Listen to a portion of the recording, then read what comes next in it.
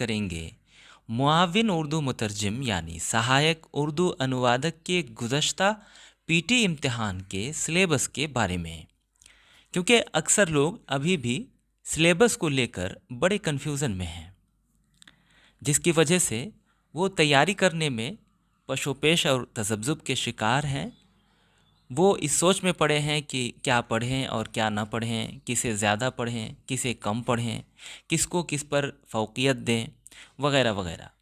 और ऐसा इसलिए है क्योंकि किसी भी यूट्यूब चैनल ने निसाब को वाज़े तौर पर नहीं बताया है, बल्कि उन्होंने मज़ीद कन्फ्यूज़न पैदा कर दिया है।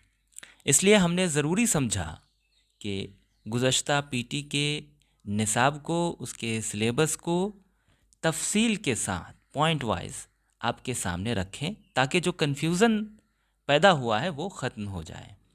तो आइए हम देखते हैं गुज़श्ता पीटी के सिलेबस को। गुज़श्ता पीटी के सिलेबस को 4 हिस्सों में तकसीम किया गया था। पहला हिस्सा उर्दू व्याकरण यानी उर्दू ग्रामर का था, जिसमें वाहिद जमा, तज़कीर व तानीस, अज़दाद, उर्दू से हिंदी अनुवाद, हिंदी से उर्दू अनुवाद शामिल था। दूसरे हिस्से में उर्दू शब्दावली से हिंदी शब्दावली, शब्दावली यानी इस्तिलाहात, उर्दू शब्दावली से हिंदी शब्दावली।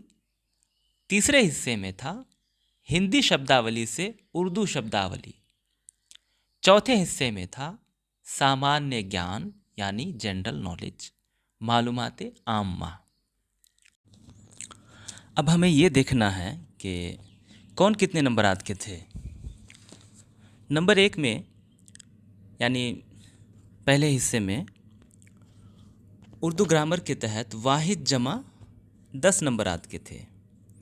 इसी तरह तज़कीर व तानीस 10 नंबरात के, अज़दाद 10 नंबरात के, उर्दू से हिंदी अनुवाद 15 नंबरात के, हिंदी से उर्दू अनुवाद 15 नंबरात के।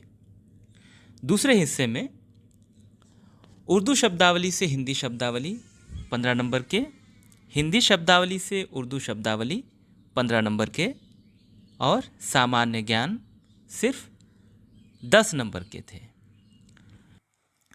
गुज़श्ता इम्तिहानात में ये देखा गया था कि कई सारे लोग जनरल नॉलेज